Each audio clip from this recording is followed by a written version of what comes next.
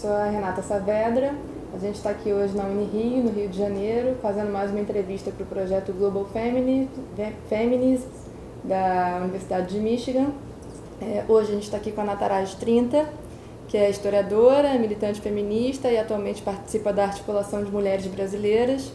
Então, para a gente começar, Nataraj, eu queria pedir para você se apresentar um pouquinho e falar um pouco de como surgiu e como tem atuado a Articulação de Mulheres Brasileiras. Tá.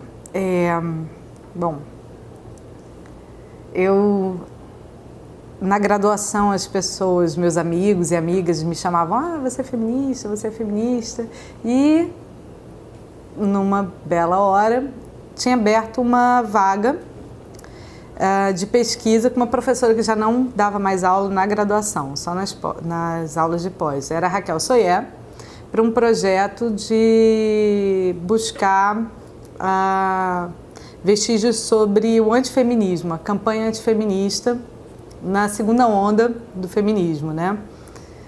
E nessa pesquisa eu tive a oportunidade também de entrevistar várias mulheres e conhecer o que eram os estudos de gênero, o que era ser mais ou menos feminista por diversas vozes, diversos discursos, o que elas faziam, e aí elas desde prestar ajuda a mulheres que sofriam violência, mas uma ajuda de uma forma muito, né, não tinha delegacia, embora nossas delegacias hoje também não funcionem adequadamente, era aquela ajuda mesmo de levar para sua casa, de fazer um coletivo de apoio e solidariedade, numa época onde a divulgação e a comunicação tinha suas deficiências, né? E desde dessa coisa mais prática de auxílio a outras mulheres, como também sair às ruas e pichar o muro, por exemplo, do Ziraldo, porque ele tinha posturas extremamente machistas, né? No Pasquim mesmo como um periódico de esquerda, e aí tinha esse lado, assim, já se falava nessa pesquisa, essas mulheres já traziam a questão de que mesmo elas tendo uma ação social na esquerda, elas sofriam muito o machismo dentro da esquerda, além de outras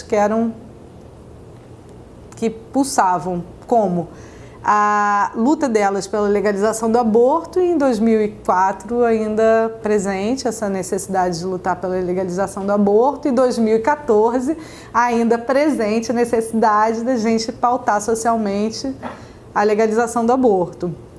Mas 2004, 2005, fazendo entrevistas, eu conheci a Lígia Coelho, e ela mesmo incitou, ela é uma física aqui da CBPF até, e incitou, poxa, vamos fazer um grupo na UF, eu vou para lá de vez em quando, outras a gente vem aqui para o Rio e faz uma discussão sobre o feminismo, algumas leituras feministas, e principalmente a gente se coloca para lutar pela legalização do aborto. Eu achei aquilo bem legal, era uma forma de ter uma prática nessa.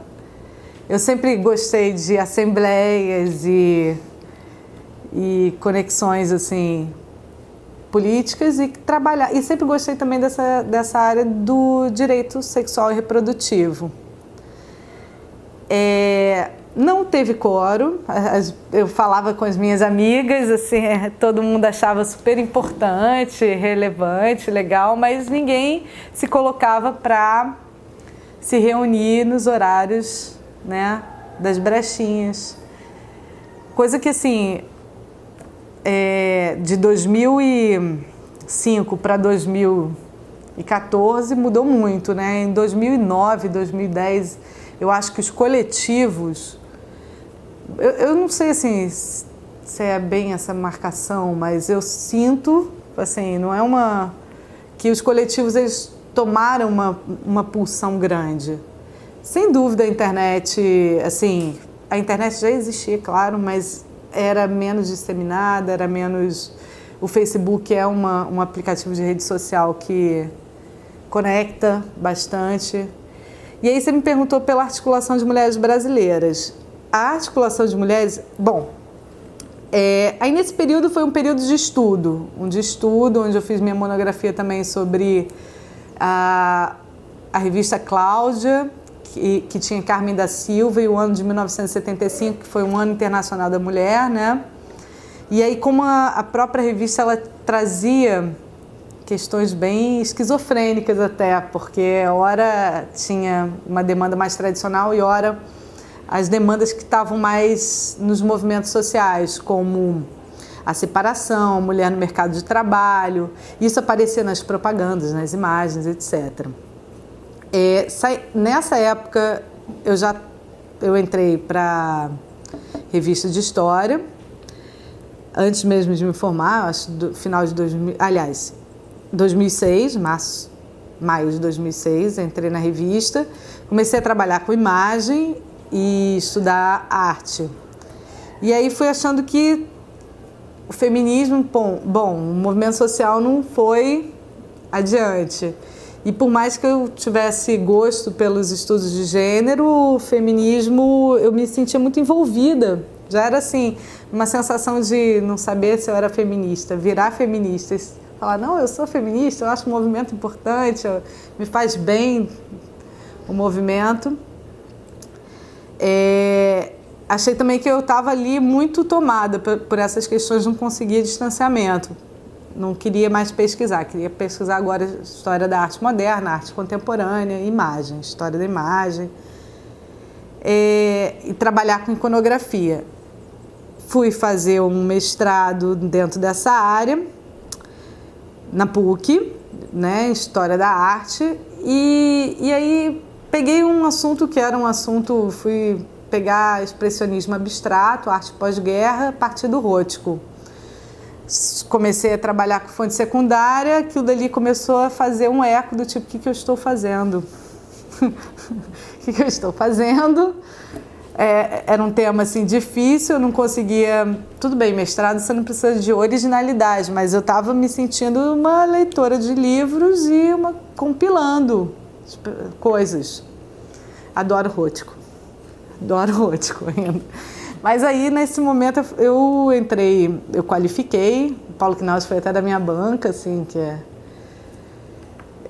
os outros não eram de história, e entrei numa super crise. Nessa época, isso foi em 2010 ou 2009, assim, nessa crise, poxa, trabalhando com o Rothko, que era um cara também super angustiado, né?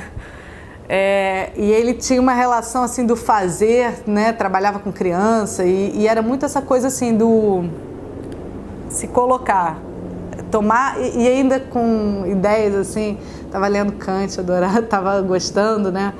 E aí aquela coisa do entrar para a maioridade, tomar a vida pelas mãos. Falei, não, vou deixar isso aqui, que eu não estou feliz, não está bem, e vou começar a grafitar. Porque o grafite é aquela coisa, tá um muro ali, você no Brasil tem mais possibilidade, né? Não é o grafite, até por um projeto político estadual, foi dissociado da pichação e aí, assim, era um espaço, vou começar a grafitar, o grafite só depende de mim agora, da tinta, sabe? Vamos pensar... É difícil fazer arte abstrata, né? Foi interessante para ver como é difícil sair da abstração, mas era uma demanda naquele momento. E nesse momento de grafite, de começar a grafitar, eu conheci a Pamela, que estava já com a ideia de conectar artistas mulheres para o feminismo. E nisso, só que a Pamela, quando eu conheci, algumas pessoas já alertavam que ela era uma pessoa bem difícil de lidar. Mas ela também causa uma certa... desculpa. Ela causa uma certa sedução, porque ela no caso dela, assim, artista que estava com questões feministas. Eu era praticamente a feminista com questões de artista, assim, de querendo ter uma praxis agora na arte. E só que o que ela... Bom, aí foi isso, assim, aí ela esboçou a ideia da Regina Mi. Eu sou mega taurina, adoro coisas para construir e fazer, então... E nisso que ela expressou a ideia, agarrei a ideia, comecei a trabalhar nela tinha essa coisa assim já de... foi o momento que eu saí, tanto do mestrado quanto eu também era editora iconográfica na revista, e foi o mesmo momento de sair, estava doido para alguma coisa para jogar minha energia. E aí voltei para o movimento feminista.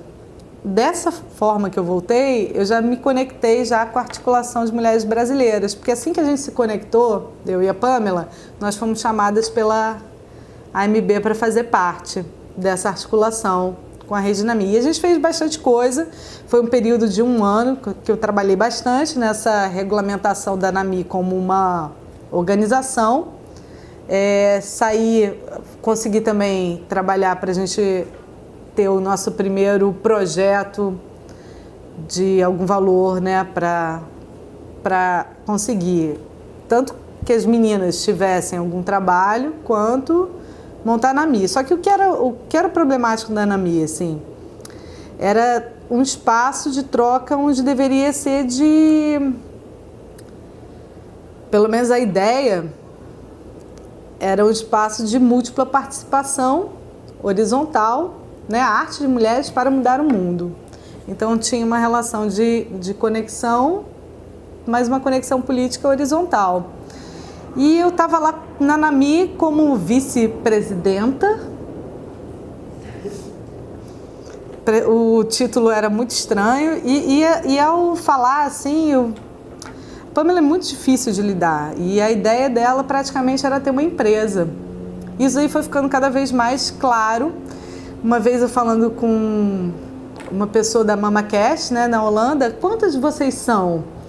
Aí eu assim, na casa da Pamela, nossa, nós éramos na verdade só 2 e a gente conectava as meninas quando tinha trabalho. Eu até entendo que elas precisem de trabalho, mas elas não entravam numa perspectiva política porque a relação da Pamela era tão vertical e numa ideia tão comercial. E na verdade o que ela queria era isso, assim, uma pecha social para assinar os seus trabalhos. Ela tinha já uma linguagem artística mais concatenada, ficava mais fácil.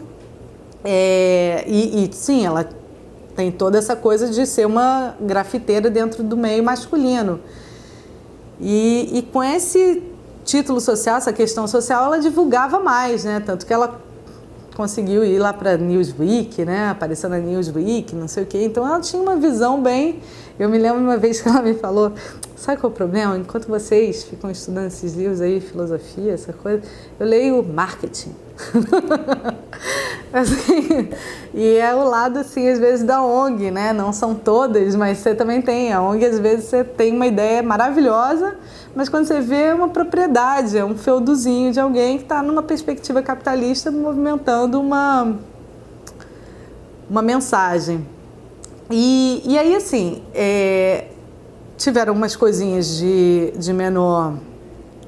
Não eram menores, mas que eu estava achando bem desagradável. Achava também que ela estava sendo desrespeitosa com outras pessoas e comigo. Chamei uma assembleia e aí fui desligada do grupo. Sem a mínima democracia de reunirmos e conversarmos. Quando isso aconteceu, a articulação de mulheres brasileiras que estava participando, tinham algumas pessoas participando dessa fundação da NAMI, percebeu isso, falou, olha, poxa, vem para articulação. Sim, deixa isso. Nada de... Deixa esse lugar, não precisa, né? Você não queria uma empresa, não tem nem o que processar, deixa ela com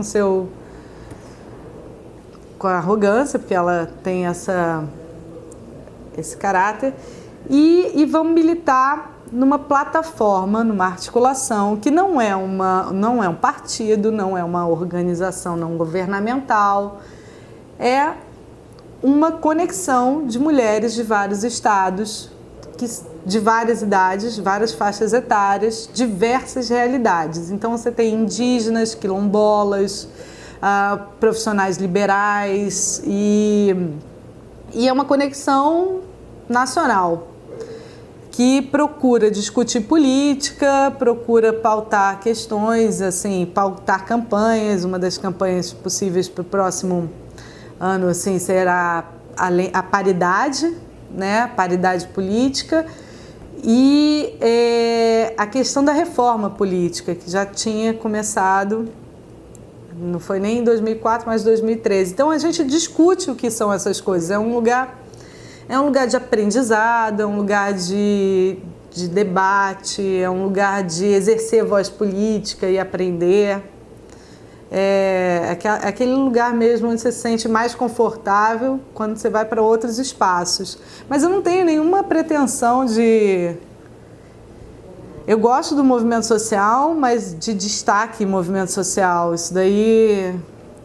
Eu gosto do movimento social como uma perspectiva de que a gente tem que organizar a casa. Assim, lavar roupa, fazer não sei o quê. Então você tem suas atividades normais e você faz movimento social.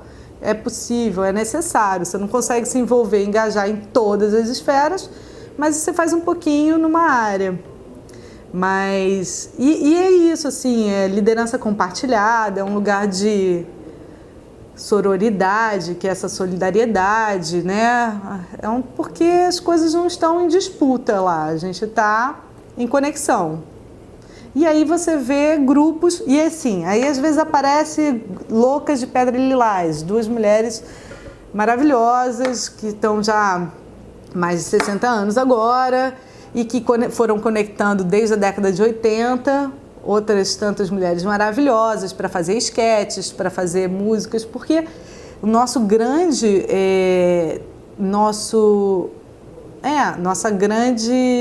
um dos grandes desafios as feministas tiveram anos de campanha antifeminista. Como a gente reproduz a nossa mensagem sem ser de um modo maçante, que as pessoas não tenham reatividade tripla logo de cara.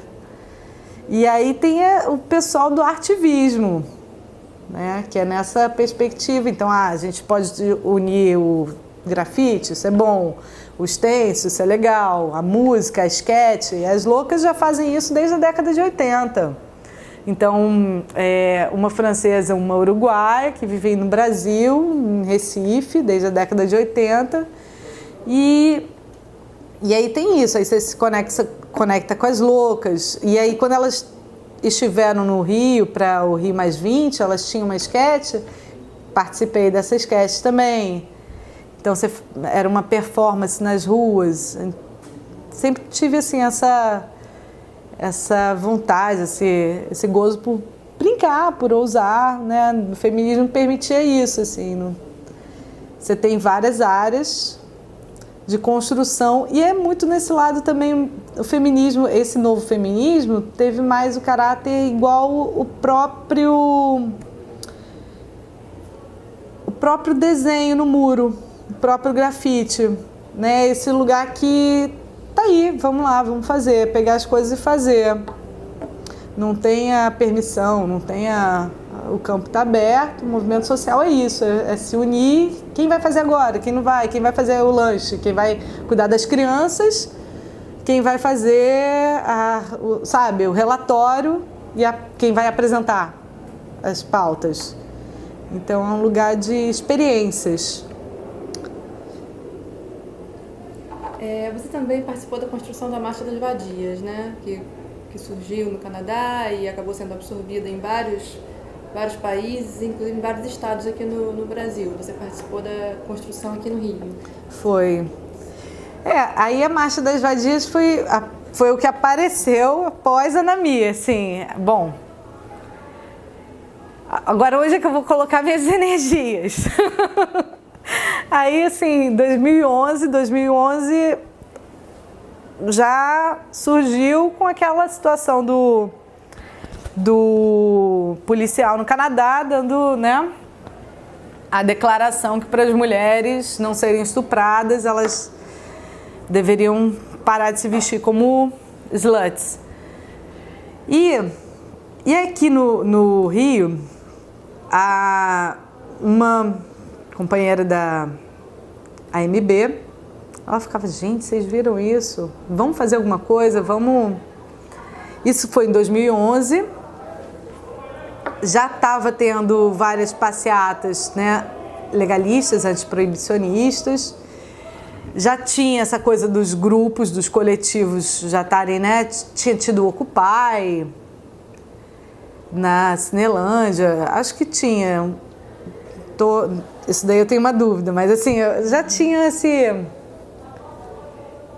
E o que aconteceu, assim, os casos de estupro, e é uma realidade que toca várias mulheres em vários lugares, isso não é difícil. É engraçado que eu fui para...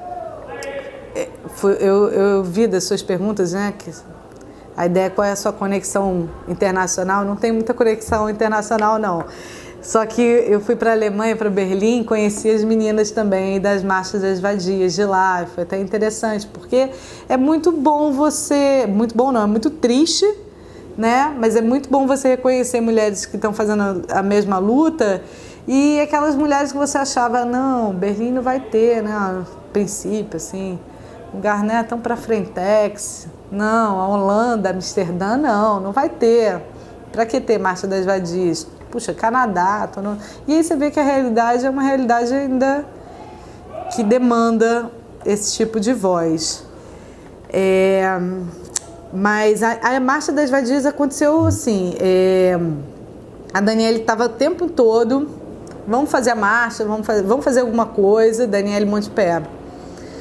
Ela saiu de uma dessas passeatas proibicionistas, não sei se pela legalização da maconha, e junto com a Rogéria Peixinho e a Jandira, elas sentadas num bar, a Rogéria também da Articulação de Mulheres Brasileiras, a Jandira não, mas ela é uma militante assim, nos direitos LGBTs de muito tempo, assim, e aí elas sentaram, poxa, vamos. Daqui a gente vai disparar os convites para pelo menos a primeira reunião. Aí na primeira reunião eu estava. E aí a gente fez uma reunião no IFIX, é sempre no IFIX, assim, o IFIX é uma base ótima para movimento social, né? Mas é um lugar central, né? E aí tive na organização de 2011, 2012 e 2013. 2013, com a vinda do Papa, a gente estava querendo pautar não o confronto direto, mas, né, uma contraposição de ideias.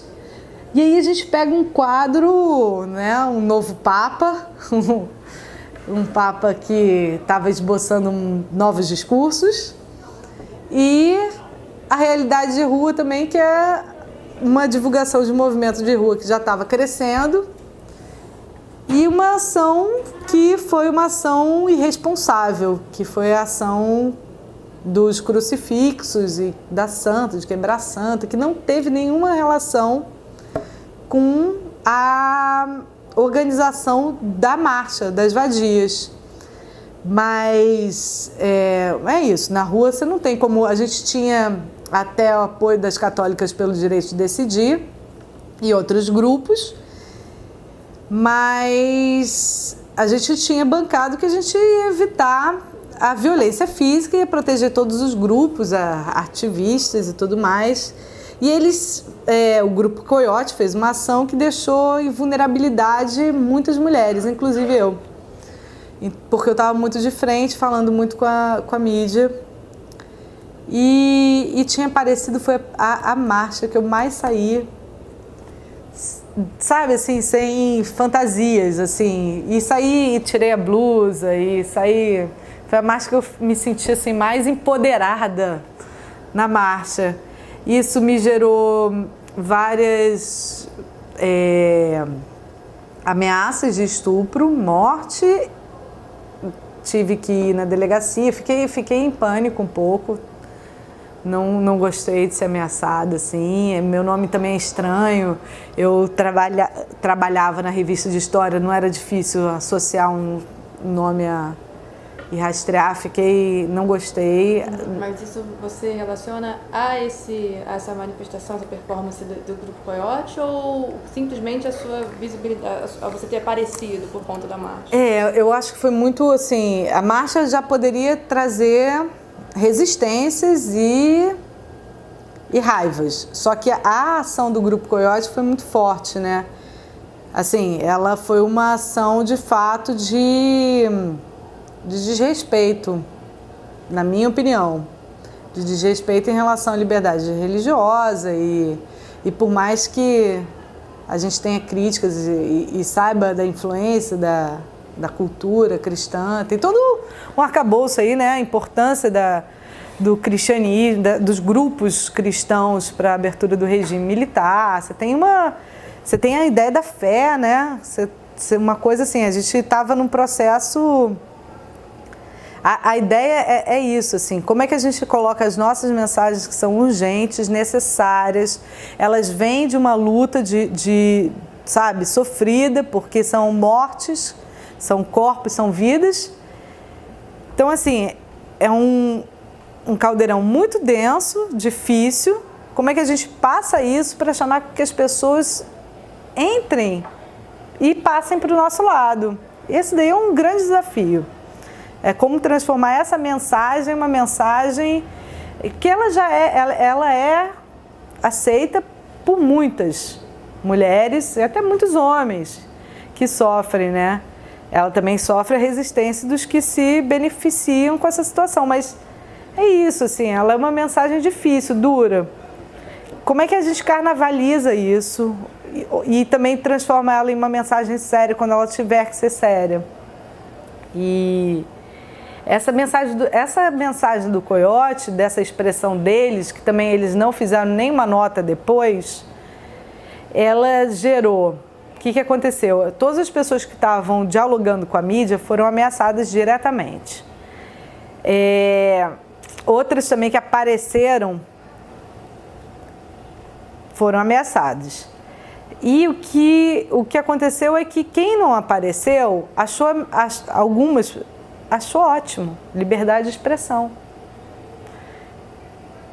Só que não queria ir para a mídia para falar mais sobre isso.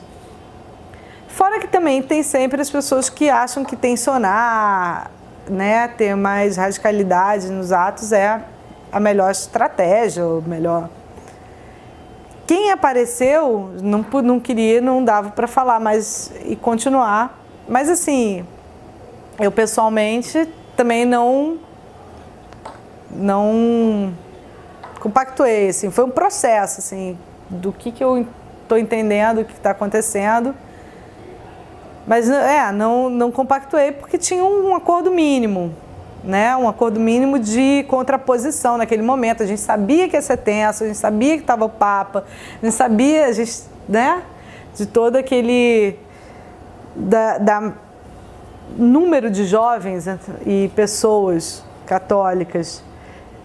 A gente tinha uma mensagem já audaciosa, a gente já está trabalhando. Agora é engraçado que a nossa mensagem audaciosa é a mensagem da liberdade e da autonomia do primeiro território que a gente tem, que é o corpo, né? É uma mensagem audaciosa que chega a ser ridículo falar que é audaciosa, porque assim, ela é tão básica, é a liberdade tão inicial, que é o direito de você estar, né, sem essas amarras e ser respeitado igualmente. Uma pessoa estar nua e ser respeitada igualmente a uma pessoa vestida, porque ambas necessitam, né, exigem respeito mínimo. Mas é isso, assim, aí a marcha, com essa questão da Marcha das Vadias também, do Coiote, acabou tendo um racha interno, né, rachas. Isso daí, assim, isso surgiu e expôs outros rachas. Por exemplo, eu que estava falando com a mídia, a Rogéria que estava falando com a mídia, nós somos da MB. E na Marcha das Vadias, desde 2011, a gente fez um pacto que era o seguinte: olha, o que aparece aqui são as nossas pautas, não são, porque aí essa coisinha mais micro dos movimentos sociais, que é aquela coisa assim difícil, né, que você tem que negociar, que as pautas são muito mais importantes do que nomes de pessoas, do que agrupamentos. A gente respeitava isso. Só que em 2013, também, assim, a gente continuou respeitando. A gente propôs para a marcha para chamar outras mulheres de outros estados. A marcha não quis fazer nenhum projeto nem nada. Eu e a Rogéria fez um projeto para chamar mulheres de vários outros estados. Aí a gente chamou as Tambores de Safo, que construíam a Marcha das Vadias nos seus estados, não eram mulheres só da MB, mas algumas estavam, outras não. Temos um evento um dia antes da marcha, que era um evento sobre mulheres lésbicas e a violência contra essas mulheres, né, como evento que concatenasse e desse espaço para que elas estivessem no Rio no final de semana da marcha. Então a gente conseguiu também chamar mulheres de vários outros estados, o que foi muito bom, assim, tornou... Eu achei a marcha linda de 2013, assim, eu não vi o Grupo Coiote, assim, não tenho a memória do Grupo Coiote, porque a minha marcha a marcha que eu estava vivenciando era a marcha, assim, de estar cantando, de estar com várias pessoas que eu gosto, de estar fazendo um ato. A marcha não era só também um ato, não, tá? A Marcha das Vadias, que a gente estava construindo, não era um movimento, mas eram várias ações, era um grupo que se reunia para fazer várias ações. Tanto que em 2013, 2012, 2013, esses 3 anos eu realmente fiquei muito na marcha. Foram anos assim de muito... Eu acho que foi por isso que eu não voltei para academia. É isso, acho não, foi por isso, de tantas... Foi tudo muito bem vivido, assim, muito bem, né? Com muita entrega. Eu fazia parte da... Eu ficava muito com a comunicação da Marcha das Vadias nesses anos. Principalmente 2012, 2013. Então eu colocava muitas mensagens. Depois eu até fiquei assim meio avaliando, né, o poder das mensagens que você coloca nessas redes, aquela coisa, o filme A Onda, de estar assim, do que você está endossando e quais são os limites, do que isso vai, né, sendo... porque repassado, por exemplo, a coisa do pago funk, vou cortar sua pica, isso é interessante como um certo empoderamento de um lado, mas por outro também tem um discurso de violência se repetindo que é problemático.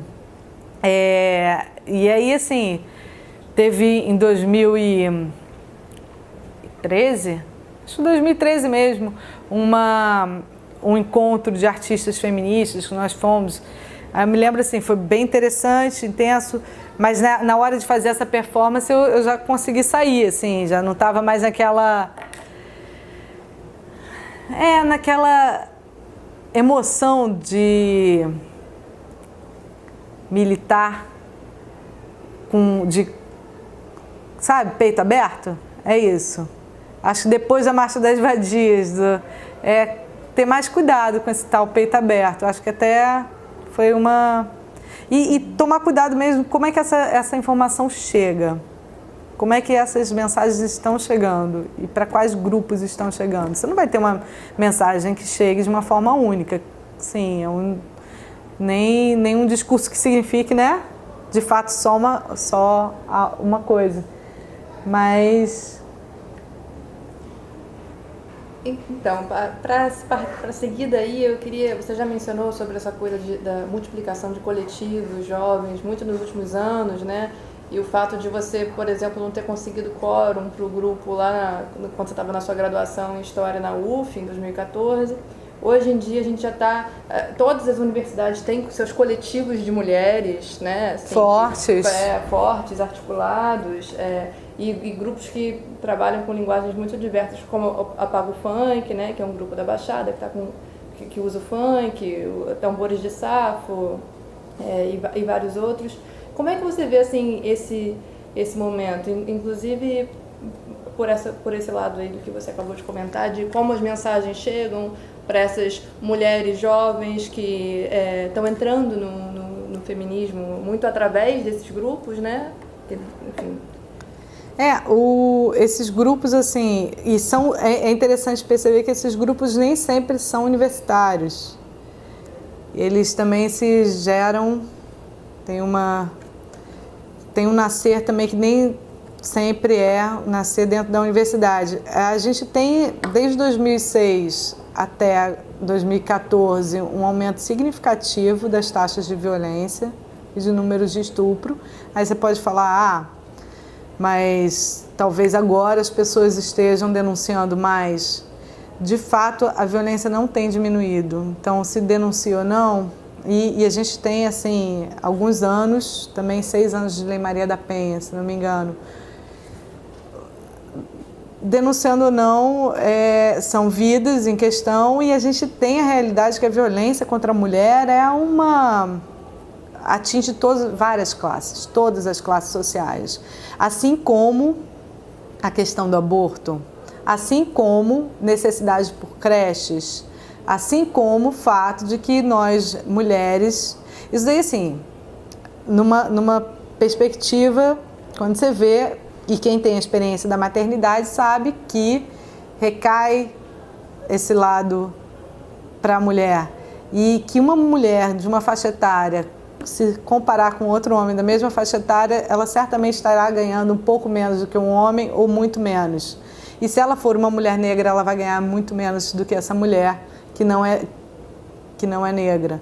Então a gente tem umas condições que se mantêm, se perpetuam, sabe? Uma relação com uma mídia que detesta mulheres, né? Porque a mídia que eu falo é canal de televisão, às vezes rádio. Você tem ao mesmo tempo, você tem um maior nível de escolaridade dessas mulheres. A gente teve uma boa revolução, assim, né, para as mulheres ocidentais no século XX.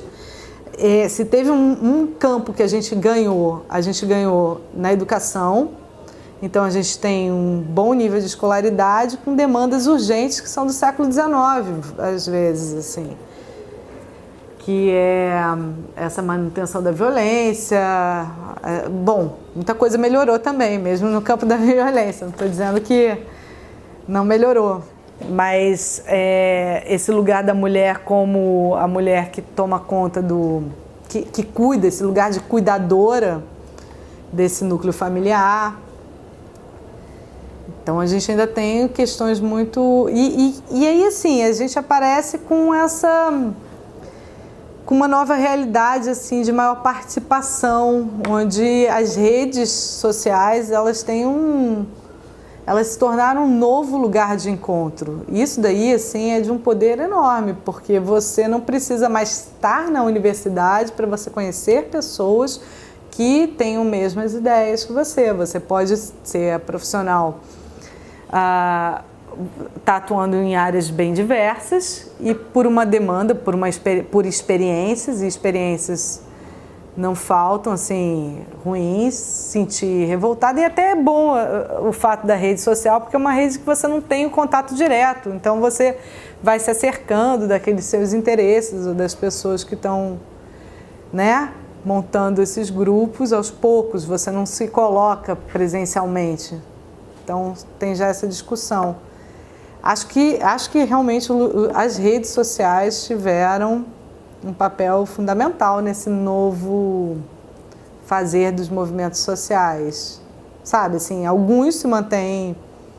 O que se manter não significa ruim, não é o ruim e o novo como bom, mas eu vejo muito isso, assim, a diferença é grande entre a articulação de mulheres brasileiras e a Marcha das Vadias, a diferença é enorme. No início, até eu me sentia aquela jovem muito animada com a Marcha das Vadias, porque conectava com mais jovens sabe, com todas querendo pichar o muro, próximo muro, querendo, né, vamos tirar roupa, que legal, um vigor muito, muito grande, que já na articulação de mulheres tem, mas tem de um outro lado, calma, vamos pensar, vamos ver quais são as consequências. E aí você tem as mais jovens que vão, às vezes, fazendo algumas coisas, que aí as mais preparadas vão se articulando para pensar mesmo a defesa em relação aos advogados, as possibilidades negativas. A Lide, por exemplo, não é da articulação, mas tem contato com várias pessoas que são da articulação de mulheres brasileiras, e aí também você vai se conectando. A gente tem um conhecimento, né, dessas redes, dos vários grupos, mesmo anarquistas. E aí, assim, esses grupos que se conectaram pela internet, eles são muito mais fluidos, eles são muito mais impetuosos,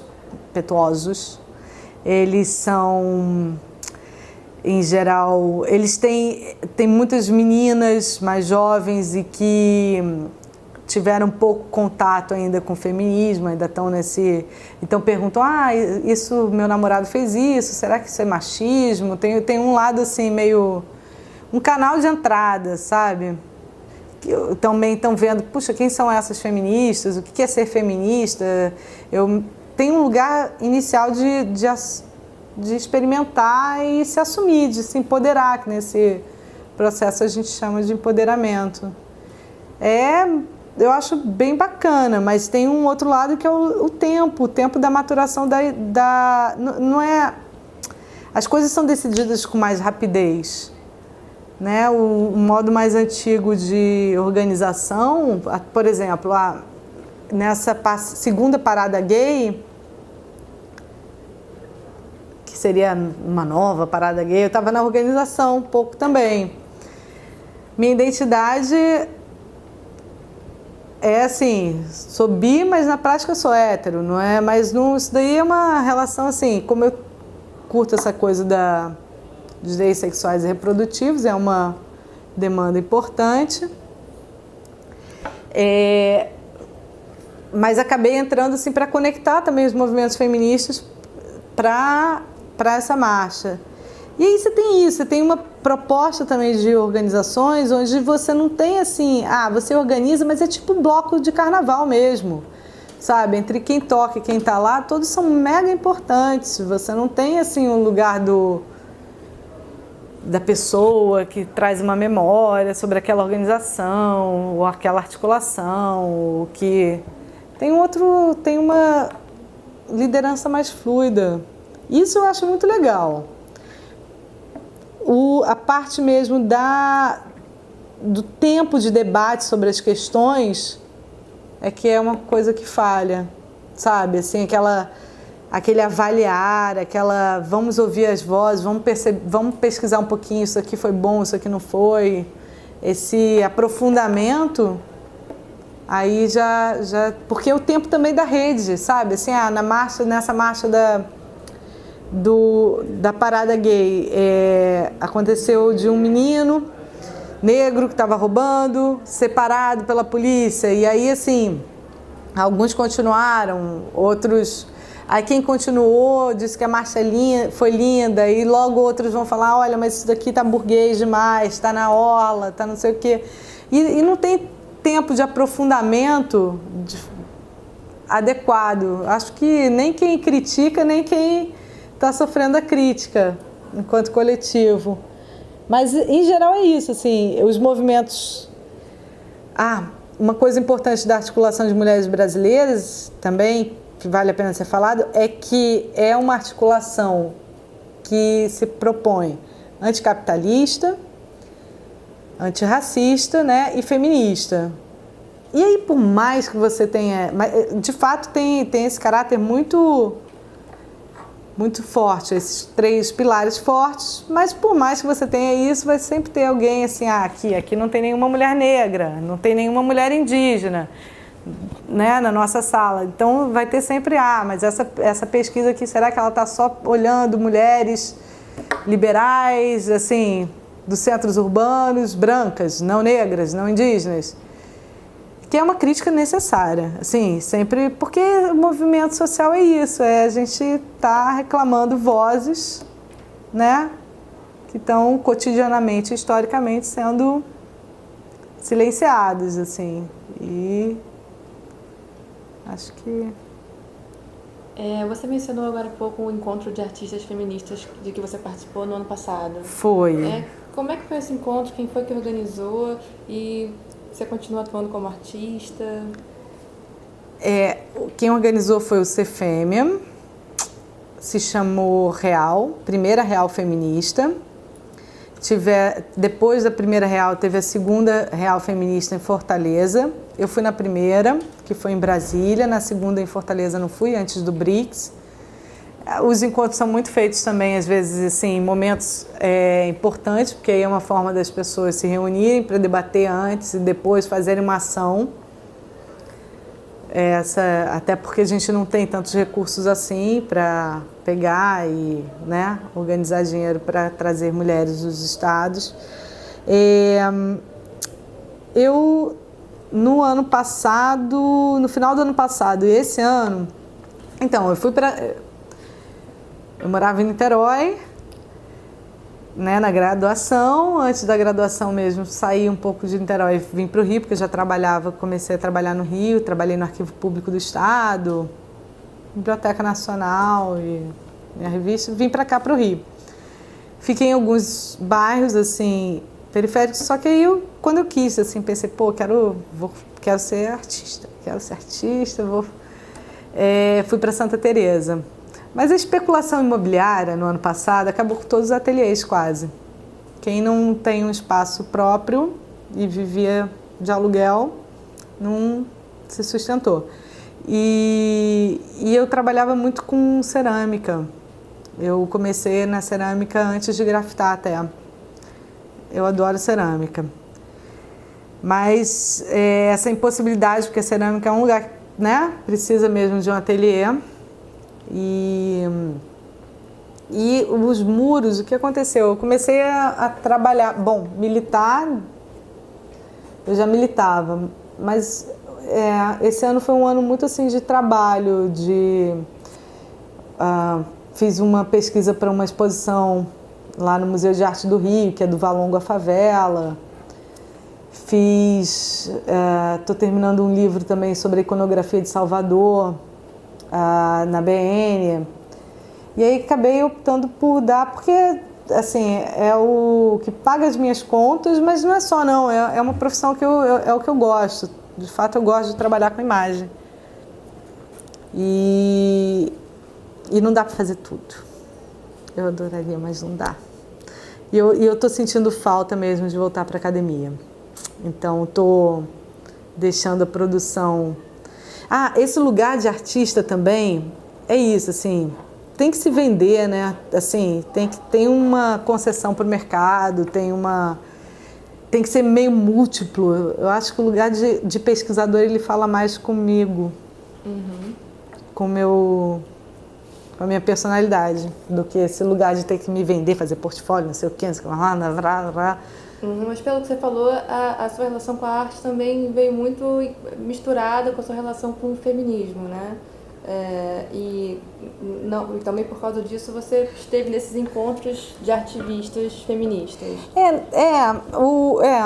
Assim, bom, eu comecei com a cerâmica sem propostas feministas, assim, mas esse lugar mesmo da linguagem feminista e artística está muito junto.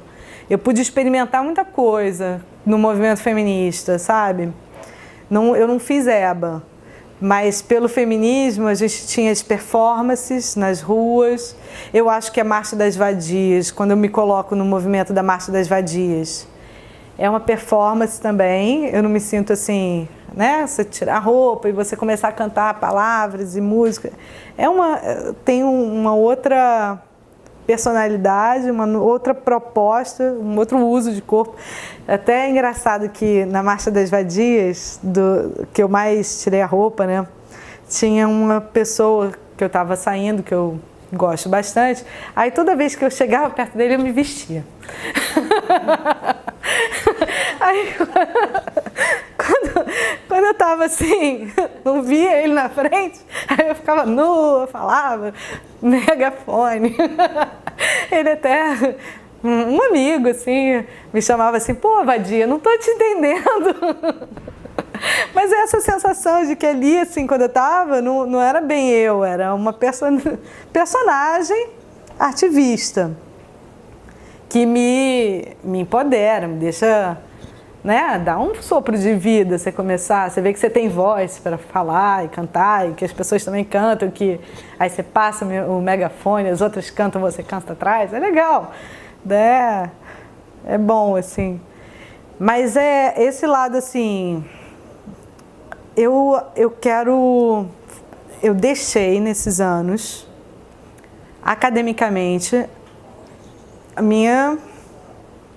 os meus estudos, de alguma forma, assim, eu continuei lendo, estudando, mas, né, trabalhando com história. A revista tinha esse lugar de estar lendo a academia e estar, né, repassando de outra maneira as exposições. Vou pegar agora uma outra exposição, essa daí, bem bacana, para mulheres modernas, também no mar.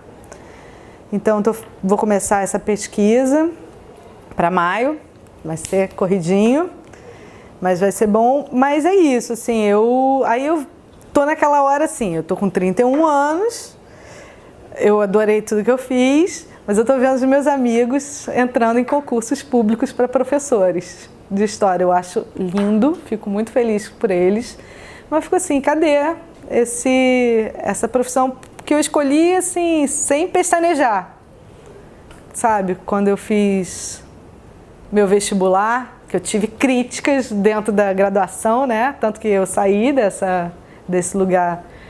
Alguns amigos, a gente até fala historiadores puro sangue, né? Assim, mas que ao mesmo tempo também me encanta, me traz, é isso, assim, fico pensando, pô, eu preciso pegar essa coisa da luz del fuego, preciso trabalhar com isso. Aí outras eu falo assim, poxa, eu já fiz tanta pesquisa sobre imagens do Rio de Janeiro, por que eu não, sabe, reúno isso para escrever também um pouquinho? Então é brincar de outra forma. Acho que... Bom, acho que já pensando em se encaminhar mais para o nosso fechamento, eu queria te perguntar como é que você contextualiza a sua trajetória como militante dentro dos feminismos mais assim a nível nacional e a nível global também. Bom, eu acho que tem um pouco dessa coisa, assim, que foi falado. A gente tem uma demanda grande, né? O feminismo ainda é a gente não tem o feminismo, a gente tem os feminismos.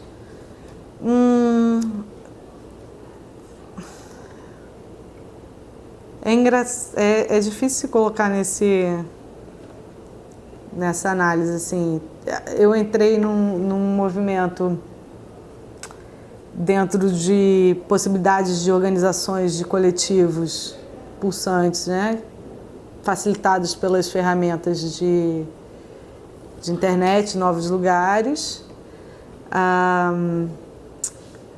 Mas o fato de eu ser também feminista, já saber que eu era feminista, já conhecer essa identidade, sabe, as possibilidades de identidades feministas, desde o School Manifesto, que é aquela coisa assim mais radical, até... E faço uma militância que eu considero mais anarquista mesmo, porque eu não sou ligada a partido político, não tenho pretensão de, sabe, liderança ou profissionalização. Não estou dizendo que isso seja ruim, só que não é... Então é a ideia de lideranças múltiplas. Então é uma ação, eu vejo como uma ação cidadã. Minha conexão em relação ao feminismo e o mundo, a gente recebe algumas informações, às vezes, né? Hoje eu trabalho pelo feminismo, assim, que tipo de contribuição que eu estou dando atualmente? Sou da comunicação, da área de comunicação, da articulação. Então é isso, a gente se reúne, quem tá afim de divulgar vai ficar propulsionando interna e externamente. A articulação no Rio tá um pouquinho parada, porque também tem uma questão etária grande. E dentro também da articulação de mulheres brasileiras, eu vou de vez em quando para reuniões que falam sobre direitos sexuais e reprodutivos. Saber como é que tá, o que estão fazendo, quem vai fazer ações em congresso. Mas eu não faço ações em congresso, no Congresso Nacional, eu fico muito a nível local e às vezes também chamando para esses movimentos de rua. Coisas também que cada vez, esse ano eu devo fazer menos. Esse ano eu vou fazer menos, porque eu vou fazer menos. Mas é isso, assim, mas esse vou fazer menos não é problemático, porque isso, outras pessoas farão, assim, essa coisa, por exemplo, a Lídia estava falando, acho que dentro desses anos, o que eu tenho para possível, assim, uma rede que, sabe, para conectar por meio da comunicação, ela falando, poxa, eu quero alguém, acho muito importante a Baixada ser feito, um movimento na Baixada. Não sou moradora de Baixada, não quer dizer que eu não tenha sororidade, mas que